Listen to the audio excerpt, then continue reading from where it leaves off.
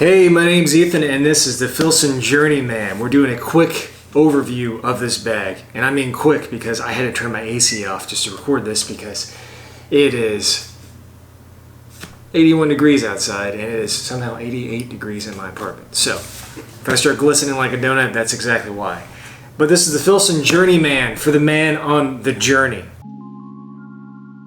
First off, let's go with the obvious. This is a very good looking bag. Filson has done a really good job, because they're a heritage brand, of making a very nice looking heritage bag. I do have some pros and cons of a heritage bag, because a heritage bag, it looks great. It looks really nice. It uses quality materials like leather all over the place. But the problem with the heritage bag is that it does not meet up to the materials that we have advanced as society so far. It's basically like saying, I'm cool with just living in a teepee when everyone else around you has central air. It's basically the equivalent of that. Yeah, the teepee looks way cooler, but you're losing a lot of creature comforts that the modern age has developed throughout time. Such as, the bag is pretty heavy as it is, and it's lacking in certain aspects of customization, lightness, like I said, even like this leather straps right here for the adjustability right here, you can't just pull it up and down just like you can with a modern backpack super easily. You have to kind of really adjust this and fine tune it to your body, so you basically have to take it off and readjust it every time you want that tighter fit. So I kind of have mine set to sort of a loose enough fit, so that way I can just take it off my shoulders easily and not have to worry about that system. Regardless, this is a very, very handsome looking bag. It's a nice bag, it's good quality materials. This is, I believe, their double twill, which is a very durable canvas here. And they have on top of it, it's tin cloth. So on every area that actually has any possibility of dealing with water and weather, you have tin cloth, tin cloth, tin cloth, and some tin cloth here on the shoulder straps as well. And that ages really well, and you can also wax it, oil it too yourself if you want to keep more waterproofness here. It's got a lip over the zipper area right here, so it kind of protects that when you get into a downpour situation. Will it perform as good as a modern bag? Not so much. Modern materials, like I said, are better. You have Gore-Tex and DWR coatings and stuff like that work really, really well. But for the most part, I live in California, so I don't really have to deal with rain that much. So it's good enough for me. This bag is a 23-liter bag, I believe, and you can put quite a lot of stuff in this. And I've used this for traveling quite a bit. I've used this when I went to Japan, and it was a beautiful, beautiful bag to carry around with you, because if you've ever been in Japan, a lot of people love heritage brands. They really love Americana a lot, and Filson is one of the most premier heritage Americana style brands you can get, and if you carry this around with you, you'll blend in pretty well with the environment and you won't stick out like a tourist, which is why I love this bag so much, because based on the looks itself, you don't really stand out that much. You might look really cool, but like no one's gonna be like, that guy's clearly a tourist, so you're less likely to be attacked by a pickpocket in that aspect. Really liberal use of leather and brass buttons and stuff, and you can see all the little attention to detail right here at CC Filson Company, Seattle, Washington. And I have an older version of the Journeyman bag, which I don't think they actually make this version anymore, because right here I have leather that actually goes across this strap support system right here to kind of keep that in place. And it's a really, really nice touch. I like the way it's done. They even have their logo embossed right here as well. And it is beautiful, beautiful attention to detail. You have wool that goes in here on the shoulder straps. It pads it pretty well. The straps are actually very, very comfortable for what they are. Like, they look kind of thin, but they are comfortable when you have this loaded up pretty well.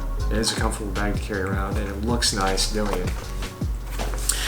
I bought this bag used, so there's a little bit of wear and tear in certain aspects of it, and you guys are gonna hate me because when I tell you how much I paid for this bag, it's kind of hilarious. I only paid, I think, $85 for this bag because they didn't know what this was, I guess.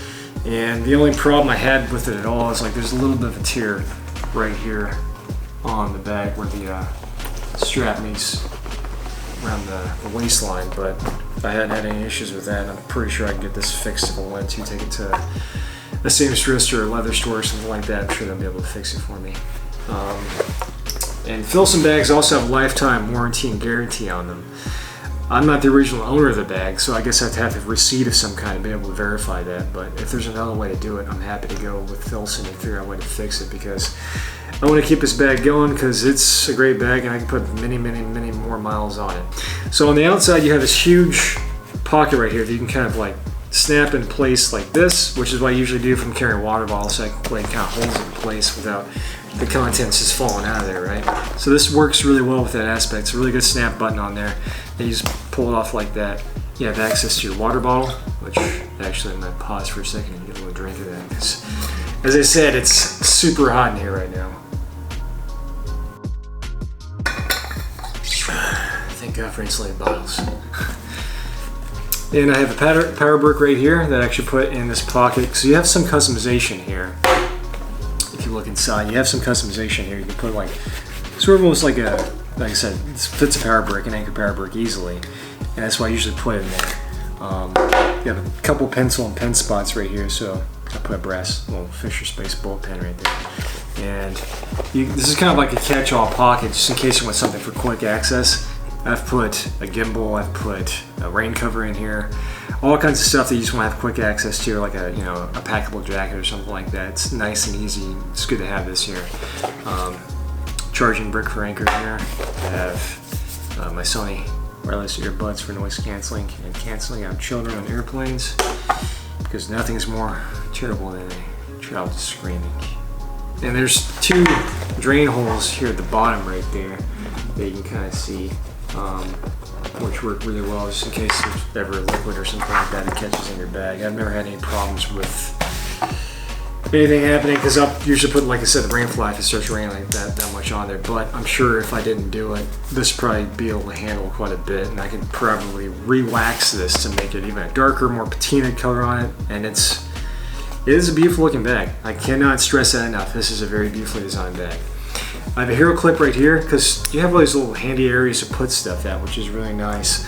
So I usually put my hero clip right there, or I'll take it off and then clip it on the back here on the leather handle right there, and then just hang my bag up like that if I need to ever just hang it up somewhere. It's a good way to do it. So getting to the main compartment here, you have to basically unsnap this. You can leave it unsnapped, whatever you want to do, but there's a little leather snap right here. And you have two brass zips right here that you can just pull up with leather pull tabs on them. Just pull up here, and it's a lot easier to unzip the bag than actually is to zip the bag, and you'll see why in a second.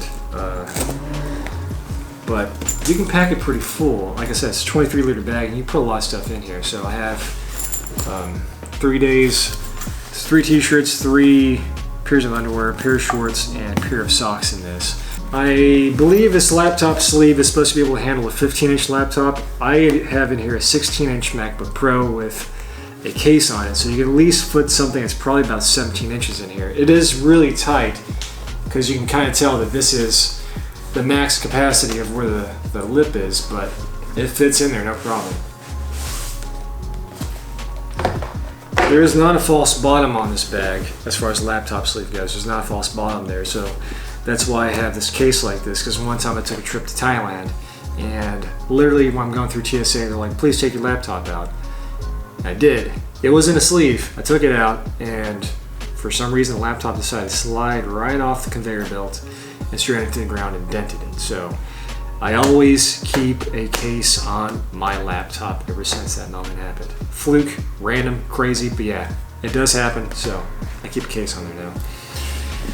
And then below that, I have a 5-liter Peak Design camera bag in there.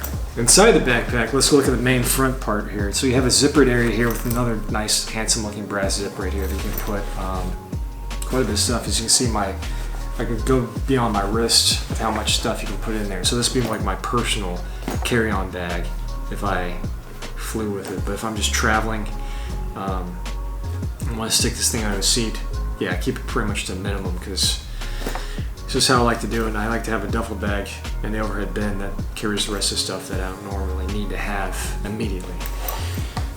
And then below that, you have another pocket that's roughly about the same size that you can put. It's kind of open, so you can actually put more different things in here as well. Like I usually put like this brick in there, but in this case, I'll put it on the outside just because it fits perfectly there. And I really enjoy The organization of this bag, as simple as it is, it has really, really good organization in it, and it's really, really well done, and it's thought out. It's very durable material, so it's gonna last you a long lifetime, basically, at this point. You have sort of like a phone pocket right here that you could put. I'm not sure if my 13 Pro fit in there, but it does. There you go. Fits the 13 Pro, no problem. And it's got the little logo right here, kind of stitched in place, which is it's just nice little details you put in the bag.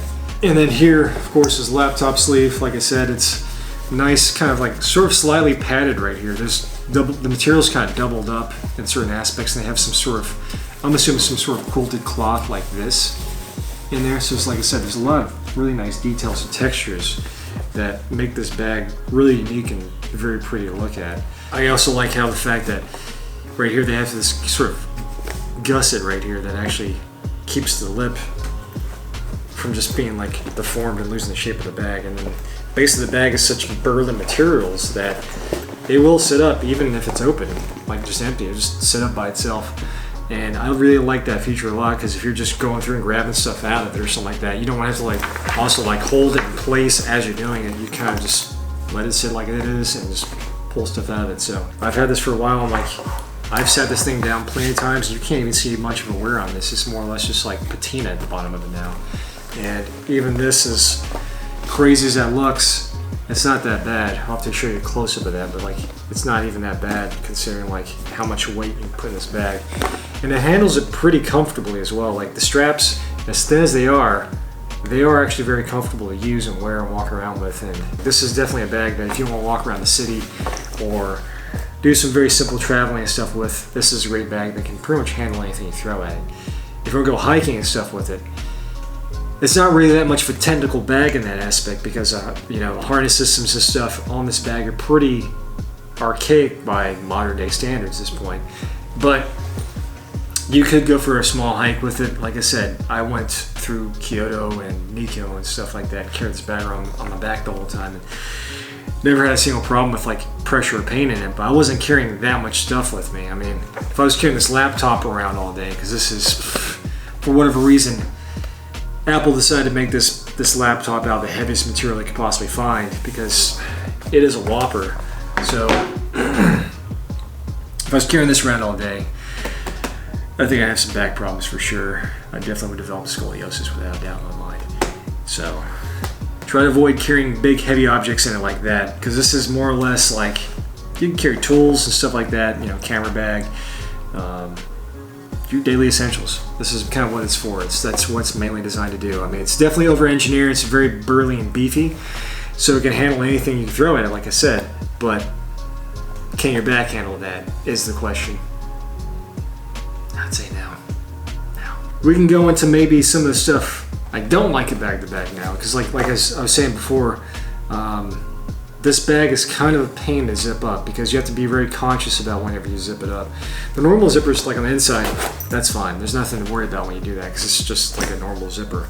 But on the outside, you often run into the material, like this over lip right here, kind of sitting in the way because it's such a burly, beefy material. You can probably even see in like some of the detail shots I'm going to zoom into, there's a little bit chewing from the zipper right there, because even if you have it fairly stuffed in, like let's say for example, I'll repack it a little bit just to show you how it's kind of annoying to deal with. Okay, so with that in place, you have to kind of guide your finger along the lines of the zipper as it goes in. Otherwise, what it'll do is it'll kind of either get caught in the material itself, like it is right there, or it'll get caught in something that's inside the bag, because the zipper is very big and it's got huge teeth on it. And it's very, very much wanting to bite on everything you possibly can. So I usually just take my time with it and just zip it up like that, and just keep my fingers kind of almost like they're guiding the back of it out of the way. So that way, I just zip it up that way, and then when I get to the end, I just pull my fingers out, and there we go. And then put the flap down on it. So there's not much to say about this bag, because there's not too much going on with it, but it is an incredible, incredible bag. It looks amazing, and sometimes I want to hate it. I really do, just because that zipper is very annoying to deal with sometimes. If I had spent $395 on this bag, I probably would want a little bit more and expect a little bit more out of this bag, because there's certain things that are just a little annoying to deal with. Like I said, that zipper can be kind of annoying because it's got huge teeth on it and bites a lot. The straps could be a little more padded for sure. And this adjustable system right here could be a little bit better because it's more or less just like a belt loop essentially is what it's kind of like on your body. It's got, I mean, it's really well made, and I can't deny that by any means, but at about $400, this bag is a hard buy. You're buying a luxury item that's supposed to look blue collar, but it's not blue collar prices. It's like this is up there with the big boys at that point, that price point. The price I paid for it, $85. Yes, I got a hell of a deal on it. And I'm not going to deny that by any means, but it's up to you if it's worth it. That $395 price point. It's a great bag. It'll last you basically forever. You can pass this on to probably your great grandchildren at that point. Well, that was a first. It's so hot in here that I actually cut the camera off. It overheated, and that's what happens when your content's too hot to handle. I've had it for 4 years. It's aged really well with me. I've taken on lots of trips and adventures and stuff, and it's never failed me. I'm sure I failed it plenty of times, but it's never failed me. So there's nothing negative to say about it. I can't say anything really negative about this bag. It's a great bag. So if you like this video, make sure to like, subscribe, and smash that notification button, because I'm gonna keep making videos like this whether you like it or not, because I want to share all the information and knowledge I have on just random things that I own or like look around for or have interest in, because I'm always trying to find something that can solve multiple problems at the same time. So that way it saves you time, money, energy, and effort. Because life is all about having more cool shit and less bullshit, so you can just walk around life and enjoy it as it happens. Until next time.